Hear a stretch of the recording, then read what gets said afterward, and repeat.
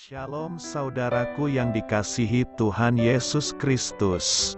Selamat pagi, salam sejahtera untuk kita semuanya.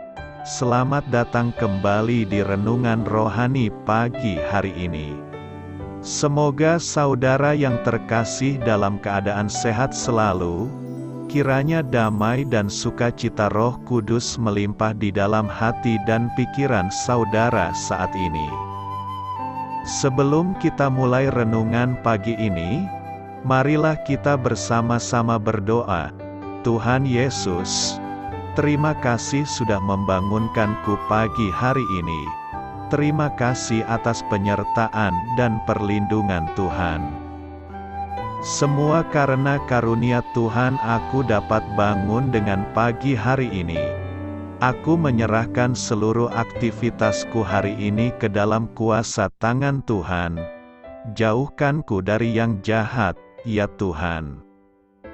Tuhan Yesus, tolong lindungi dan berkati aktivitasku hari ini.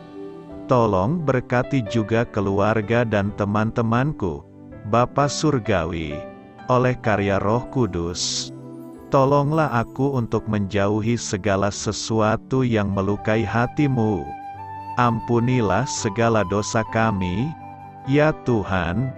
Dalam nama Tuhan Yesus, aku sudah berdoa. Amin.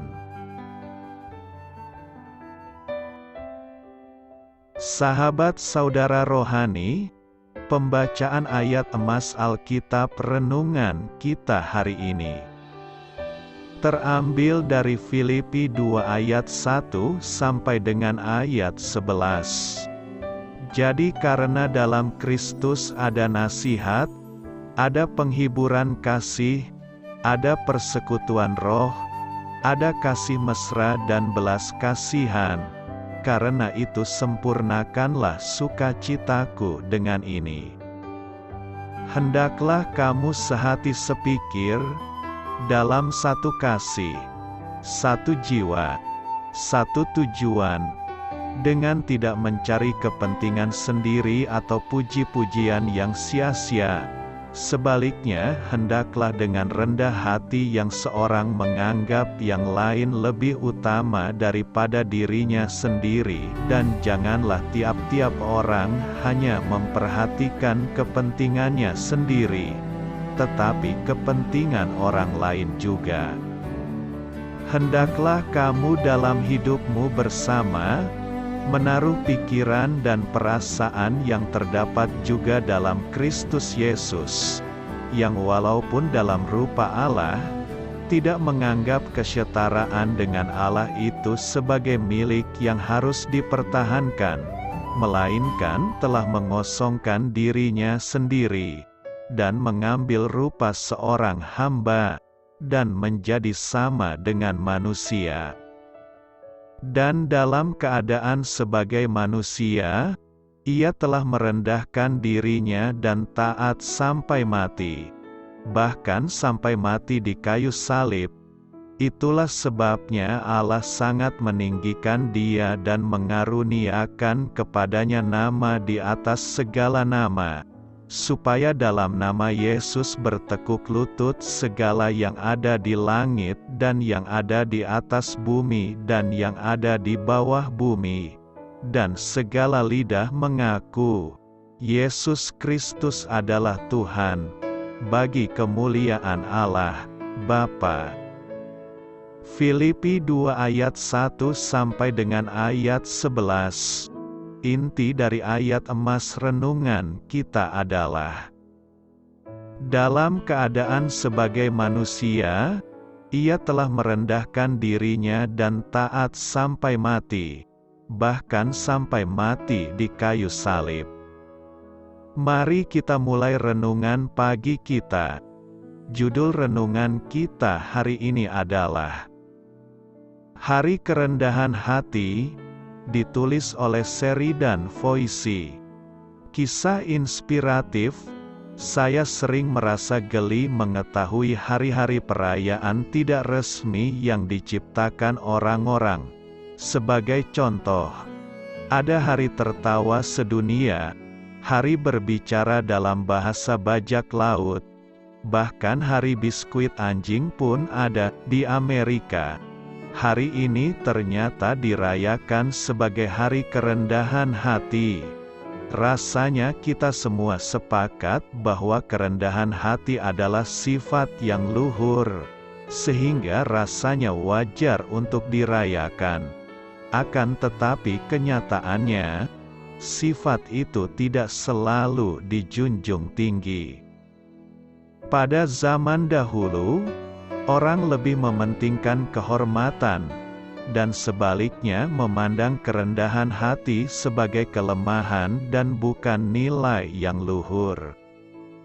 Membanggakan prestasi diri dianggap wajar, dan tidak aneh jika Anda berusaha mengangkat status Anda. Kerendahan hati dianggap lebih hina, seperti sikap seorang hamba terhadap tuannya. Namun, para ahli sejarah menyatakan, semua itu berubah setelah penyaliban Yesus.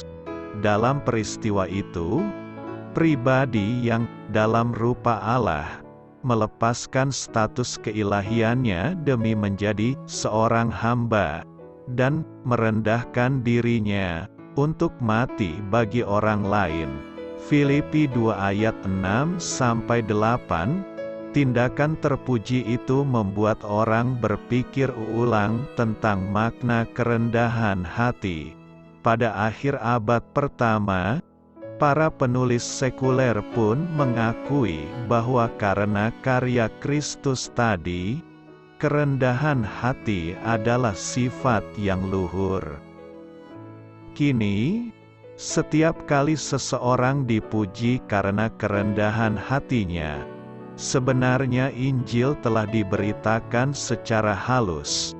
Karena tanpa Yesus, kerendahan hati bukanlah sesuatu yang baik, dan hari kerendahan hati pun mungkin tidak pernah terpikirkan oleh kita. Kristus rela melepaskan statusnya bagi kita, dan menunjukkan sifat Allah yang rendah hati bagi seluruh umat manusia. Amin. Marilah kita renungkan di dalam hati kita. Kira-kira, apa jadinya dunia ini bila kerendahan hati masih dianggap sebagai kelemahan? Dalam hubungan dengan siapa Anda dapat meniru kerendahan hati Yesus hari ini? Hal ini patut kamu ketahui. Salah satu perdebatan besar dalam teologi adalah seputar teori kenosis. Kata kenosis berasal dari bahasa Yunani keno, yang berarti mengosongkan. Lihat Filipi 2 ayat 7, telah mengosongkan dirinya sendiri. Jika Yesus membuat dirinya tidak memiliki apa-apa untuk datang sebagai manusia, dari apakah dia mengosongkan dirinya sendiri? Ada yang berspekulasi bahwa dia telah mengosongkan dirinya sendiri dari sifat-sifat ilahinya. Akan tetapi, tanpa sifat-sifat ilahi, dia tidak lagi menjadi Allah. Sementara Alkitab jelas menyatakan bahwa Kristus yang berinkarnasi adalah Allah sekaligus manusia. Banyak ahli menyimpulkan bahwa Yesus tidak mengosongkan dirinya dari aspek-aspek ilahi apapun, melainkan mengesampingkan hak istimewa untuk secara bebas menggunakan sifat-sifat tersebut. Sebaliknya, dia bergantung pada Roh Kudus dan dituntun oleh maksud yang telah Bapa tetapkan. Doa saya menyertai saudara sekalian. Selamat berkarya untuk Tuhan. Amin.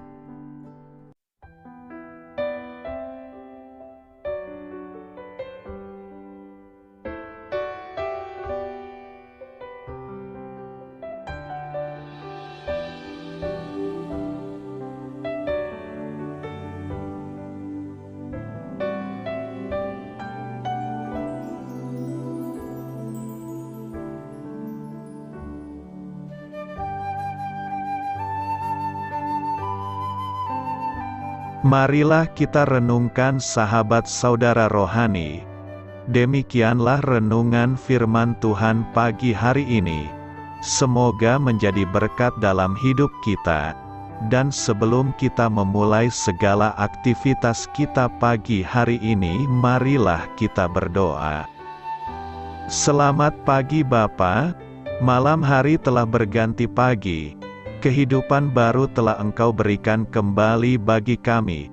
Bapa Surgawi, tolonglah aku menyadari kebutuhan orang lain, supaya aku dapat membagikan apa yang telah Engkau berikan kepadaku.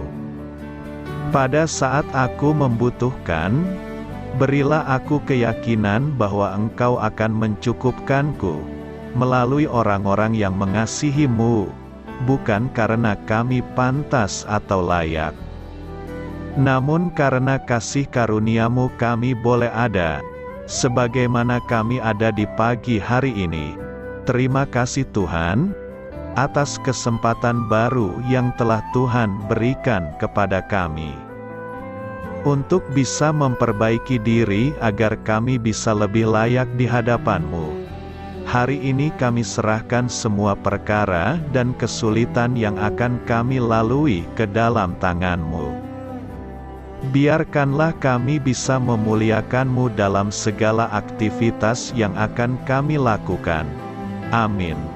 Biarlah firman Tuhan menjadi pengingat untuk kita semua, bahwa tuntunan dari Roh Kudus akan selalu memberi jalan keluar bagi setiap permasalahan hidup kita, dan memberi kedamaian di hati kita.